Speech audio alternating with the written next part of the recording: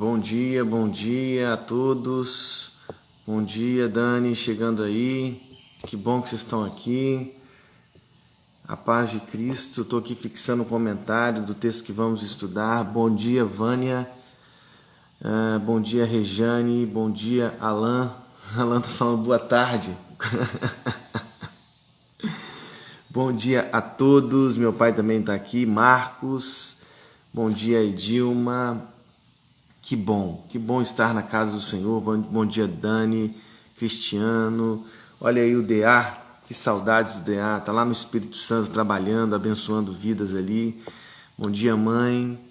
Bom dia, Marcele. Que bom estar com vocês aqui nesta manhã tão especial. Mais uma manhã na presença do Senhor. Nós estamos, de segunda a sexta, todas as manhãs, buscando a presença do nosso Senhor, buscando a sua palavra.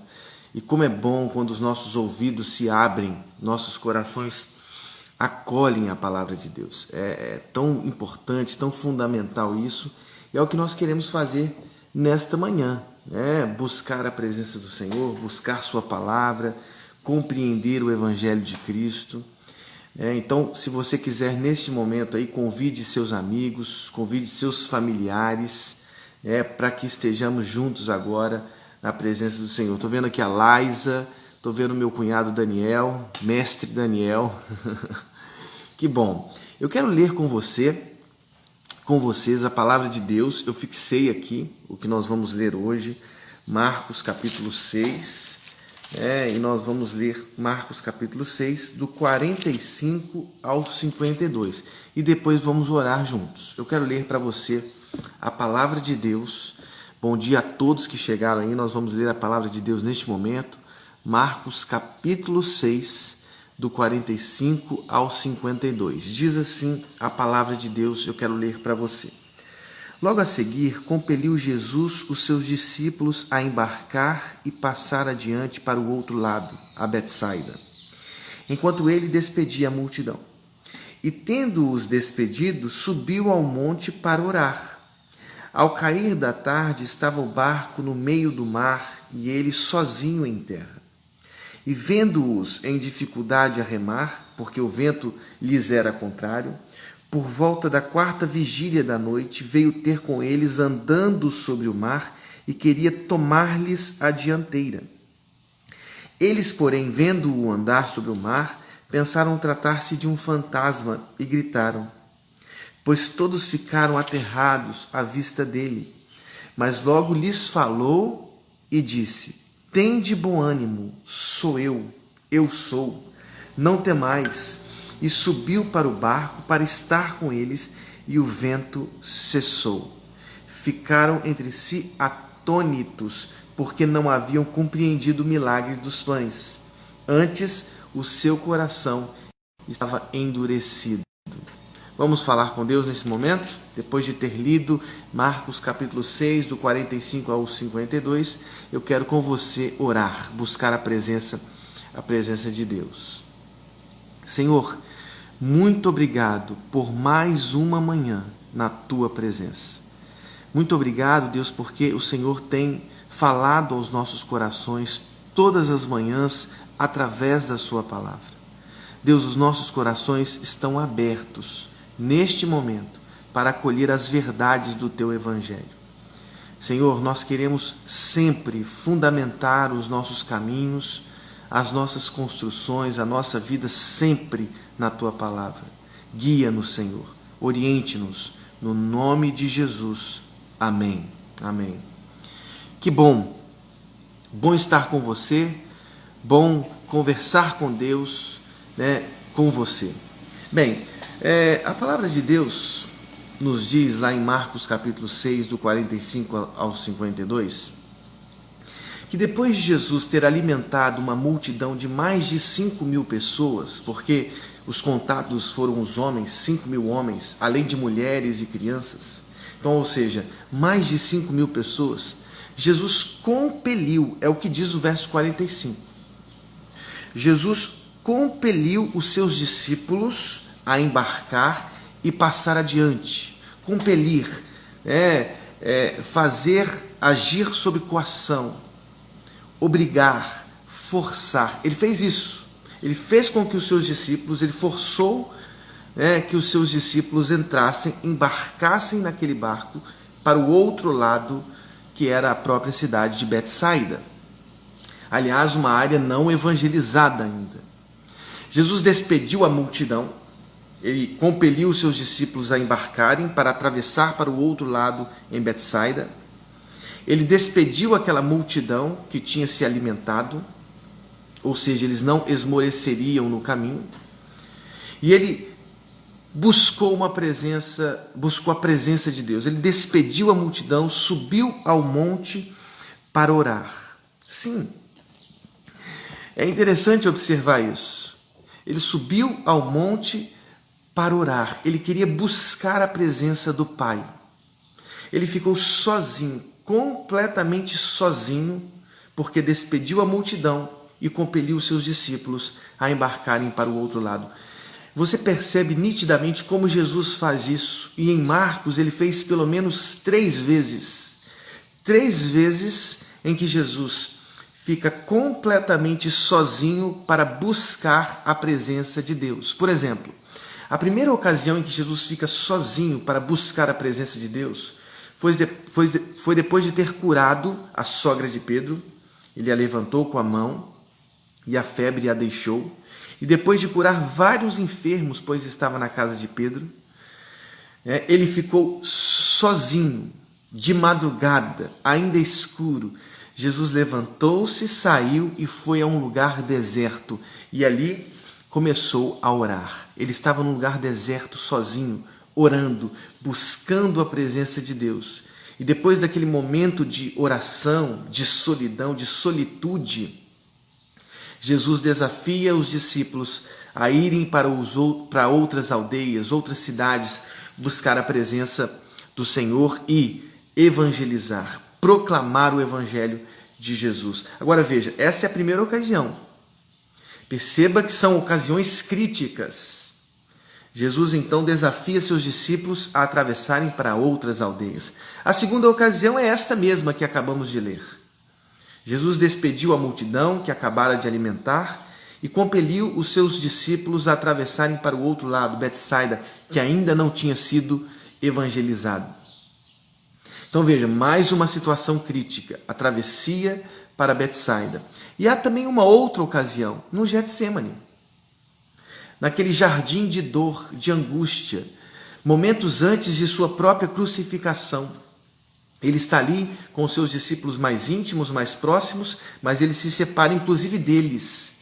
Sim, ele se separa e começa a orar, se prostra em terra diante do Pai, dizendo: afasta de mim este cálice. Todavia não seja o que eu quero, mas o que tu queres. E ele encontrou várias vezes os discípulos dormindo.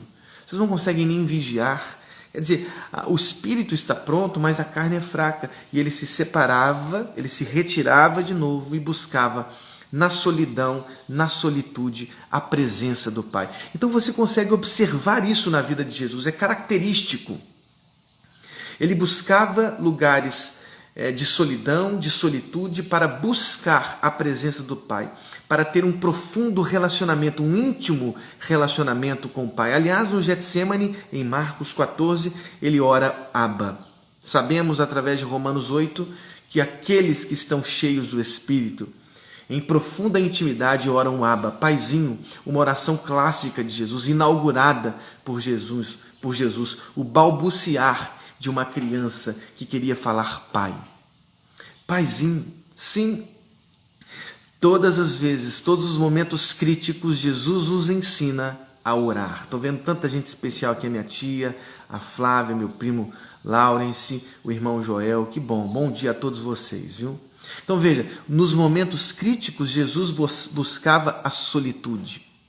Nos momentos críticos, Jesus buscava a solidão, a presença de seu Pai, a íntima e profunda comunhão com o Pai. Sabe o que isso nos ensina? Que nos momentos mais críticos da nossa vida, nos momentos de decisão, nós precisamos buscar a presença do Senhor. A presença de Deus. buscar um relacionamento com o Pai, assim como Jesus fez na solitude, nos lugares desérticos, nas montanhas. Ele buscava a presença do Pai. Jesus nos ensina que nos momentos mais difíceis, confrontadores, temos que buscar intimidade. Aprenda isso com Jesus, eu quero aprender também. Aprender que nos momentos mais difíceis da nossa vida, Jesus buscava a solitude. Bem, por volta da 4ª vigília da noite, Jesus estava buscando a presença do Pai em profunda intimidade, só que ele observava os discípulos. E ele observava que os seus discípulos estavam com dificuldade em remar. E na 4ª vigília da noite, veja só, os romanos dividiam a noite em 4 vigílias, em 4 períodos noturnos. A primeira vigília da noite de 18 horas às 21 horas. A segunda vigília das 21 horas até meia-noite. A terceira vigília de meia-noite às 3 horas da manhã. A 4ª vigília de 3 horas da manhã às 6 horas da manhã. Ou seja, entre 3 e 6 horas da manhã, Jesus se dirigiu aos seus discípulos, que estavam em profunda dificuldade. Encontravam-se em dificuldade em remar. Por quê? Porque os ventos eram contrários. É assim que diz o Evangelho de Marcos. Porque o vento lhes era contrário. Então Jesus, diante dessa cena hostil, mais uma vez o mar revolto, quando atravessou para Gerasa, o mar estava revoltado, para a região dos Gerazenos. Jesus acalmou o mar, dizendo: emudece-te, acalma-te. Mais uma vez agora, ao atravessar para Betsaida, uma região não evangelizada, o mar se revolta. Ou seja, a travessia do Evangelho não é simples. Proclamar em cidades não evangelizadas não é simples, requer desafio e a coragem, sim, a valentia para atravessar para os outros lados. E veja, na 4ª vigília da noite, entre 3 e 6 horas da manhã, Jesus passa a andar sobre as águas. A preposição grega que Marcos usa aqui é epi, que tem o sentido de sobre, acima das águas. Então, entre 3 e 6 horas da manhã, enquanto os discípulos estavam desesperados porque os ventos eram contrários, Jesus passa a andar sobre as águas. Não é incrível isso? O mar é a morada de todos os nossos medos. Há um simbolismo grandíssimo, grandiosíssimo do mar, porque o mar representa o caos. Na antiguidade, o mar representava o caos, os medos, as angústias, os piores temores.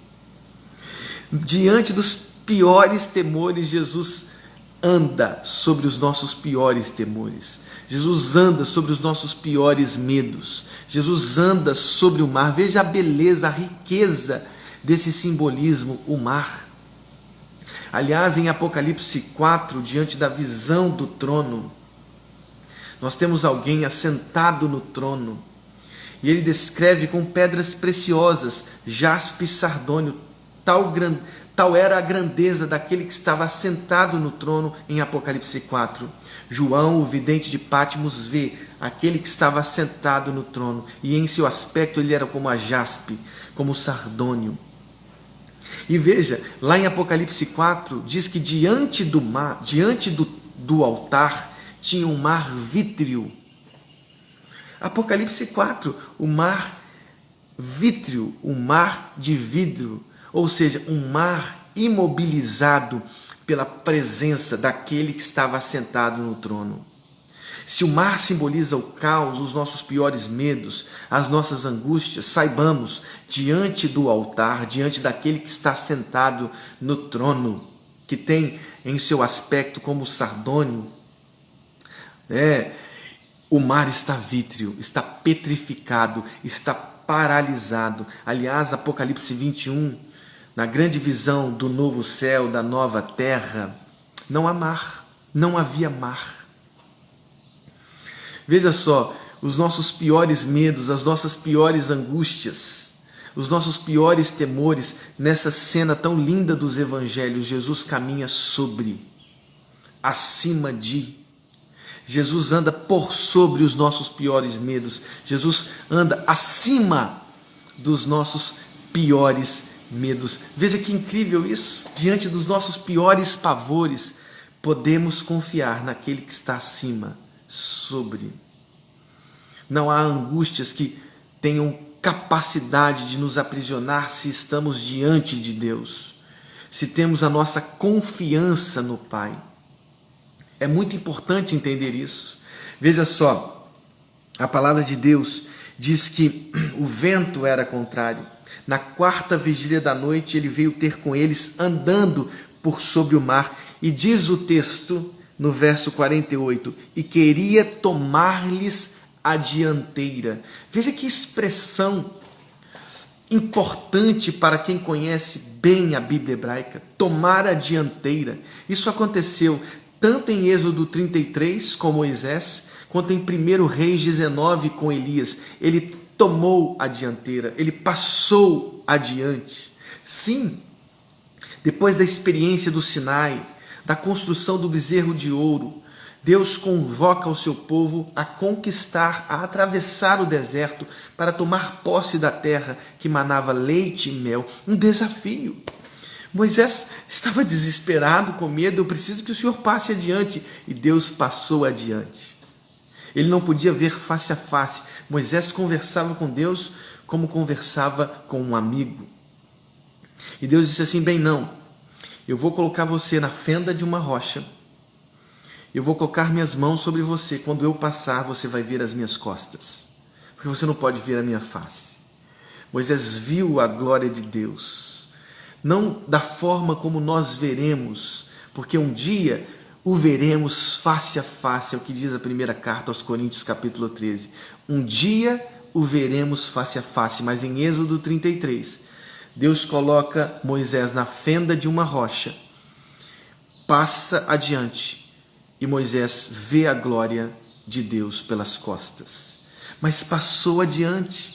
Da mesma forma, passou adiante com Elias. Elias estava desesperado diante da ameaça de Jezabel. Ele foi por um caminho no deserto, debaixo de um pé de zimbro, pediu a sua própria morte. O anjo o alimentou. O alimentou com pão, com água fresca. E ele continuou a sua caminhada até que ele se colocou numa caverna e Deus passou diante dele. Jesus passou diante de Moisés, passou diante de Elias, não através de fogo, terremoto, de ventos fortes, mas de um cicio, de uma brisa suave. Deus passa adiante, no meio do mar, no meio da revolta, no meio das angústias, no meio dos nossos piores temores, ele vem andando sobre, acima do mar e passa adiante, como passou adiante de Moisés, como passou adiante de Elias. Os discípulos estavam aflitos, Jesus passou adiante. Eles pensaram que Jesus era um fantasma, é o que diz o verso 49. Pensaram tratar-se de um fantasma e gritaram. Todos ficaram aterrados à vista dele. Bem, alguma coisa sobre-humana estava passando ali, porque nenhum homem pode caminhar sobre as águas. Nesta mesma narrativa em Mateus, capítulo 14, Pedro, diante do desafio que ele propõe, se és tu, deixa que eu também caminhe. Ele começou a caminhar sobre as águas, mas ele olhou para os ventos. Ele olhou para a tempestade e passou a afundar. Porque os homens não são capazes de andar sobre as águas, Jesus sim. Ali uma presença sobre-humana, confundida com um fantasma, mas Jesus aquieta o coração dos discípulos. Arranca o temor dos discípulos, para que ele não fosse confundido com o fantasma. Ele disse assim: tende bom ânimo, eu sou, não temais, ego eimi, eu sou. Aliás, uma expressão muito importante, porque foi a mesma que Deus disse a Moisés. Eu sou. Estava ali o próprio Deus, ego eimi. Isaías 43, verso 25 diz assim: eu mesmo sou o que apago as suas transgressões por amor de mim, e não me lembro dos teus pecados. Isaías 48, 12 diz assim: escuta-me, ó Jacó, e tu, ó Israel, a quem chamei, eu sou o mesmo, eu sou o primeiro e também o último. Eu sou, é riquíssimo, essa expressão é riquíssima. Tem uma elasticidade semântica muito grande na Bíblia hebraica e no Novo Testamento, no Antigo Testamento e no Novo Testamento. Eu sou. Ou seja, aquele que estava caminhando sobre o mar, não era uma presença sobre-humana qualquer, não era o próprio Deus, que estava passando adiante, que estava acalmando o temor, que estava dizendo: tem de bom ânimo, não temais. Aliás, não temais, uma expressão também muito peculiar, não temas. Deus sempre disse isso: não temas, não temais. Aquele que estava caminhando sobre o mar era o próprio Deus. E diz o texto que ele subiu para o barco para estar com eles, e o vento cessou. Veja, a presença de Deus faz cessar os ventos contrários. A presença de Jesus faz cessar os nossos piores temores, porque Ele nos mostra autoridade, poder, domínio sobre todas as coisas, domínio sobre os ventos. Sim, domínio sobre a tempestade, sobre o mar revolto, porque Ele caminha sobre o mar. Ele diz: não temas, Ele é o eu sou, Ele toma a dianteira. Ele sobe no barco e diz a palavra de Deus: o vento cessou. Ficaram atônitos, mas não haviam compreendido, diz o verso 52, o milagre dos pães.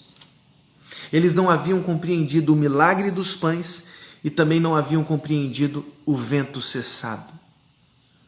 O vento aquietado, acalmado pelo poder de Deus. Veja, a expressão que Marcos usa aqui, o seu coração estava endurecido, é a mesma expressão que Jesus usa quando na situação lá na sinagoga.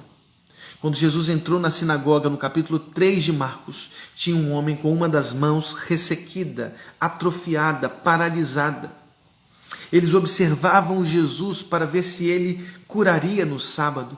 Jesus trouxe o homem da mão ressequida para o meio da sinagoga e ele perguntou a todos que estavam ali na sinagoga: é lícito, é permitido fazer o bem ou o mal, salvar a vida ou matar? Todos ficaram em silêncio, porque às vezes a religião silencia os nossos lábios, silencia os nossos corações, atrofia a nossa alma diante das cenas de amor que deveríamos fazer. Falávamos ontem que Jesus olhava a partir da compaixão. Aqueles homens, aqueles religiosos que estavam na sinagoga, estavam atrofiados. Tinha um homem com a mão ressequida. Jesus o curou. Mas os religiosos tinham um coração ressequido. E diz o texto que os discípulos também, lá em Marcos capítulo 6, diante da cena de um vento acalmado, aquietado diante da presença de Jesus, aqueles discípulos estavam com o coração endurecido. E veja, esta cena é unida por Marcos à última cena que estudamos ontem, da multiplicação dos pães e peixes. 5 pães, 2 peixes alimentaram 5.000 homens, além de mulheres e crianças. Diante dessa cena tão clara, desse milagre tão claro, e diante dos ventos cessados, aquietados, emudecidos, parece que os discípulos ainda estavam com o mesmo coração daqueles religiosos na sinagoga, com corações atrofiados. Temos que tomar cuidado, irmãos e irmãs, para que os nossos corações não se atrofiem diante das coisas mais evidentes da vida. Talvez você se pergunte: mas como eles não creram? Como eles não creram? Eles tinham diante dos seus próprios olhos a multiplicação dos pães e peixes, tinham diante dos seus próprios olhos os ventos cessados, aquietados, emudecidos. Como eles não creram? Bem, como existem ateus hoje, diante de um cosmos tão organizado? Como é que pode existir entre nós aqueles que são ateus, que não creem em Deus, mesmo diante de coisas tão evidentes, de uma organização cósmica tão evidente? Diante dos nossos próprios corpos, tudo na criação é a proclamação do Evangelho. É impossível pensar a criação, é impossível pensar os corpos humanos, pensar a anatomia humana, pensar os olhos humanos, sem pensar num Criador. É irônico ler certas teorias ateístas, é irônico. Para ser ateu, você precisa de mais fé do que para ser alguém que crê em Deus, para ser um teísta. É necessário mais fé não crer em Deus do que crer nele. Diante de tantas coisas evidentes, da multiplicação dos pães e peixes, diante dos mares aquietados, dos ventos contrários cessados, os discípulos não conseguiram crer. Os seus corações estavam atrofiados, os seus corações estavam ressequidos, endurecidos. Nós não podemos permitir que diante das coisas mais evidentes, das coisas mais lindas, os nossos corações se atrofiem. Os discípulos estavam sendo tratados, cuidados, forjados por Cristo. É triste observar que os corações desses discípulos estavam endurecidos, mesmo diante das palavras: não temais, eu sou, tem bom ânimo, mesmo depois de ter visto Jesus caminhando sobre os piores medos, sobre as nossas piores angústias, mesmo depois de ter visto Jesus cessando os mares a caminho de Gerasa, mesmo depois da grande multiplicação dos pães e peixes, depois de ver mãos ressequidas, tornando-se completamente normais, purificadas, tratadas. Que os nossos corações não se atrofiem diante das ações claras de Deus. Você comeu algum pão hoje? Vai comer algum pão hoje? Você vai tomar um café na sua casa? Você está aí debaixo de um teto? Tem arroz e feijão aí no seu armário? Agradeça a Deus. O arroz que está na sua despensa, o feijão que está na sua despensa, o teto que está sobre a sua cabeça, acima da sua cabeça, são provas do amor de Deus, são provas do cuidado de Deus. Ele disse aos seus discípulos: não levem alforje, não levem pão, não levem dinheiro, não levem a desconfiança, levem a fé. Eu vou fornecer a vocês, sim, hospitalidade digna, o pão de cada dia, o café da manhã, o arroz, o feijão. Observem as aves dos céus, observem os lírios do campo. Diante de tantas evidências, às vezes a incredulidade assume os nossos corações. Os discípulos foram incrédulos, mesmo diante da multiplicação dos pães e dos ventos aquietados. Que os nossos corações se encham de fé. Fé em Deus, porque Ele providenciou o pão que eu vou comer hoje. Ele providenciou o arroz, o feijão, a carne que eu vou comer hoje. Que as nossas orações sejam que Ele providencie a todos e que a igreja seja instrumento para que esse pão, porque Deus te deu esse pão, chegue também em lares que ainda não receberam esse cuidado da igreja. Que a igreja seja instrumento para que pães,